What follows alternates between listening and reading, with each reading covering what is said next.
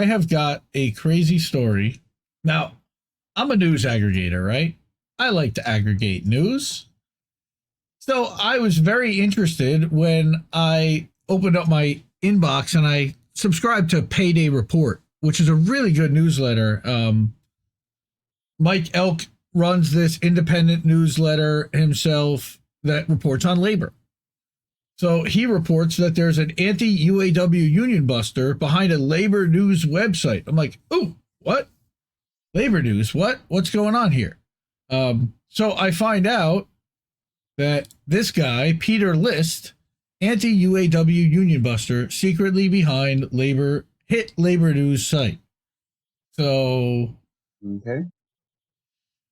Look, this is giving news aggregators a bad name in my mind, you know. So here's what's going on is that laborunionnews.com has quickly become the Drudge Report of labor news. And it is right now the largest aggregator of news. Hold on, let me make this a little bigger so you can read it. Of news about unions on the web, who's posting that it's linked to over 50 news articles a day and has posted links to more than 34,000 labor news articles since it started in 2023. That's pretty good. They are a Substack, by the way. So, yes, thank you. Labor union, go ahead. I'm waiting for it. No. Okay. No, I don't want you to say thank you. Okay. Among movement activists, laborunionnews.com quickly amassed a large following, mainly due to its daily posting of NLRB union election petitions and a prolific aggregation of labor news. What's funny is, again, I'd never heard of this, but okay, good for you. As a veteran labor reporter, Mike signed up for a subscription a few months ago and had to help prepare his labor newsletter and thought it was a low-budget labor news aggregator. They even solicited crowdfunding from labor readers as a site like his own, right? Which is Payday Report. Mm-hmm.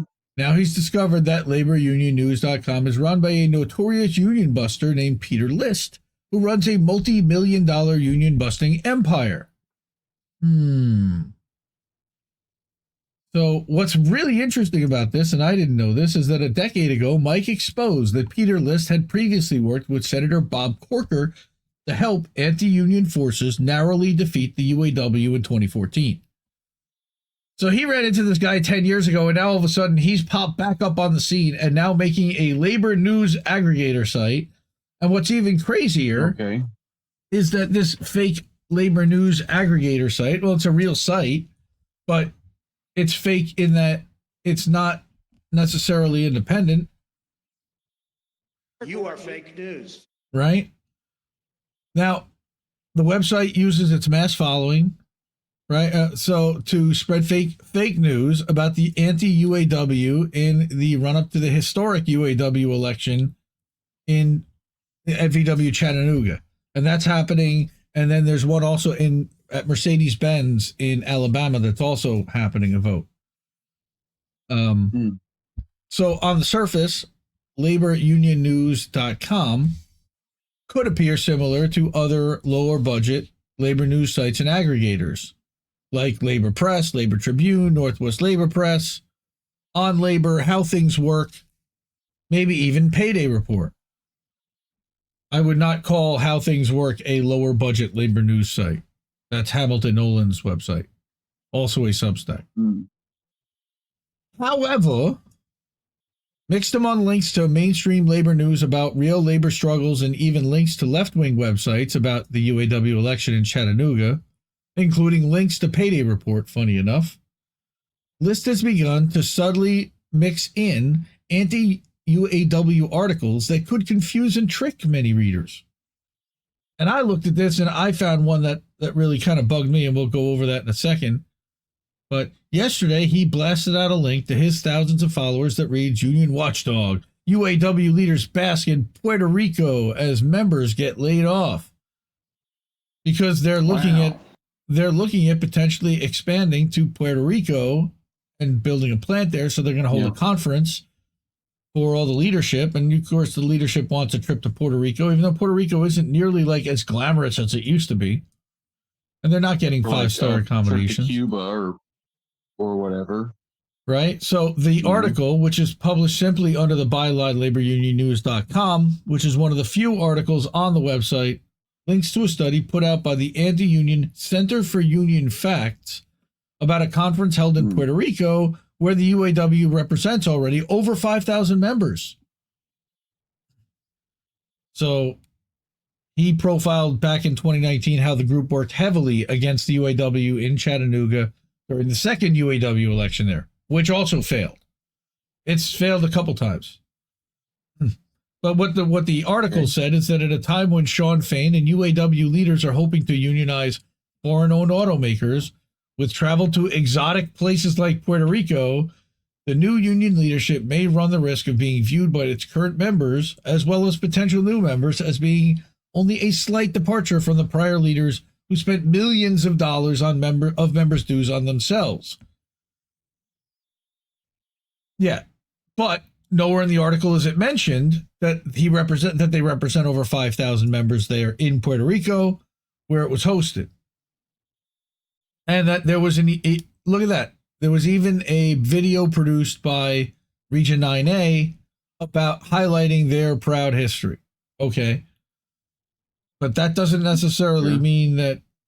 Okay, all right. Mike says that while the article may seem like one done by a low budget union democracy activist concerned about union spending, right? Peter List has paid more than $1.5 million to freelance union busters in 2022 alone, according to the Federal Department of Labor records tracked by the website Labor Lab. Wait, what? Yeah, let me read that again. The guy running this website has paid more than $1.5 million to freelance union busters just within one calendar year. But he's running an independent labor website that aggregates? Yeah. This bothers me. Again, this is besmirching the name of what I do and what I hold most sacred and dear. Yet, however, again, given all the links to legitimate news organizations on labor unions news, and that is not the right way of saying it, it's laborunionnews.com, a rank-and-file VW worker reading the article blasting the UAW's conference in Puerto Rico wouldn't know that a union buster secretly wrote the article or that the union had 5,000 members in Puerto Rico. I don't think that matters. I don't think that your leadership needs to have a meeting in a tropical island because you have 5,000 members there. You could have it in Austin, Texas, where you've got 50,000 members and you're trying to, or you could have it in Plano, where you're trying to recruit all the Toyota people. I mean, you could hold it in a lot of different places. They wanted to hold it in Puerto Rico because it's Puerto Rico. I don't, I get the motivation of this guy may be seedy, but questioning why they're holding it in Puerto Rico isn't necessarily the wrong thing. And he's saying it's not necessarily wrong to do that, but it's unethical not to at least mention that they also did have 5,000 members there, right? So given that List previously worked with union busters at VW in Chattanooga, including Senator Bob Corker, the article would likely be used to falsely accuse the UAW leadership of vacationing in Puerto Rico on the union's dime, which it's not necessarily doing, but it certainly may piggyback a trip. Thinking about it. Well, some of them may stay with their wives because they already had the trip going with the union. And companies and people do that every day. There's nothing wrong with that. Honestly, I'm not going to get my pennies in a bunch over something like that. Again, especially when they've got 5,000 members there. It's not the greatest look, yeah, but it also is going to show the people of Puerto Rico and the members there that you care about them, and there's PR value and reason why you do that. Anyway, Payday report discovered that List owns Labor Union News after noticing that the site was registered to an address on the resort community of Pawleys Island, South Carolina, which is an unusual place for a labor publication to be based. After some Googling, I quickly discovered that the Pawleys Island address was the same address routinely used by his various anti-union operations, including Couture Culture, and Labor Union Report. So, again, this guy operates an entire a whole network of sites.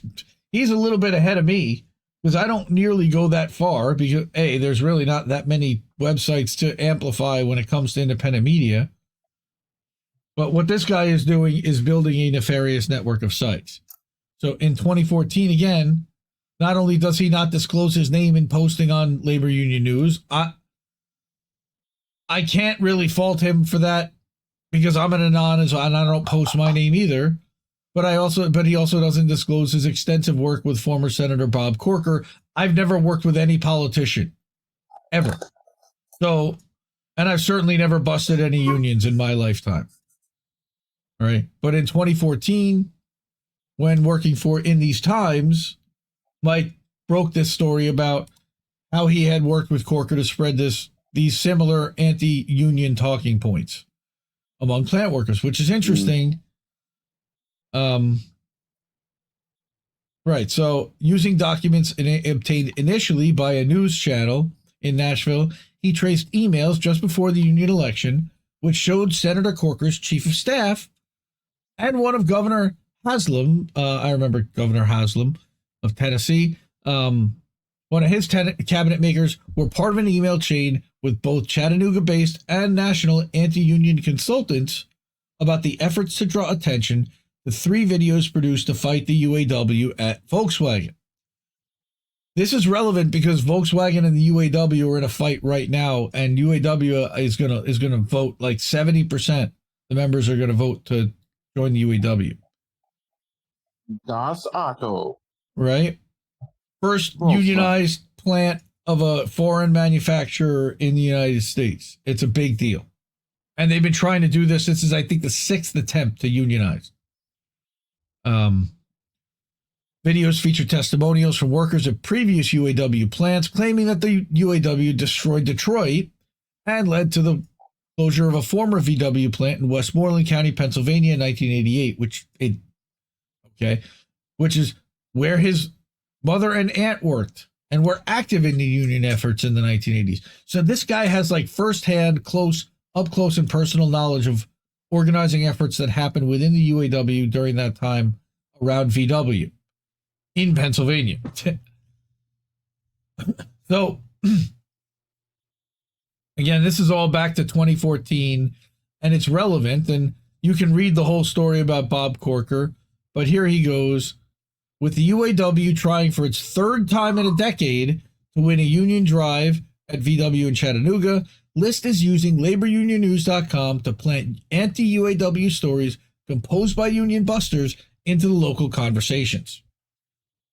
With links to legit news organizations and even left-wing ones, some workers may be tricked into believing that they're anti-UAW, but union buster trackers like Bob Funk say workers should be weary.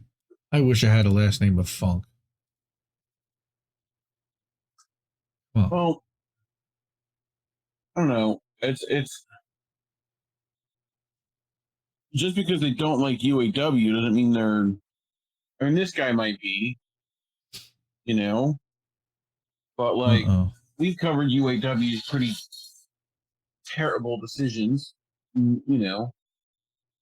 Like would they label us similarly as anti-union? Right. So again, after publication, Union Buster List emailed Payday Report, right, to say that he was misunderstood, asking to talk sometime. I'm not really the boogeyman you make me out to be, but I do enjoy the notorious moniker. Dude, fuck this guy, right? He also invited him to come on his podcast, which Mike declined, and responded with a set of questions demanding to know who funded him. Nice. Mike is tenacious and he's not fucking around. So if you can support this independent journalist, Mike Elk from Payday Report, please do. He does good work as a labor reporter. He also traveled to Brazil recently, and he broke some story about a politician or some woman that was murdered and exposing her murder. Very, very good reporter. I like Mike Elk quite a bit. Again, Payday Report. Please support him if you can. Shout out to Mike. We DM occasionally. He actually exposed the story that I found about Derek Palmer when it came to the Amazon labor union vice president having a domestic violence charge. Mm-hmm.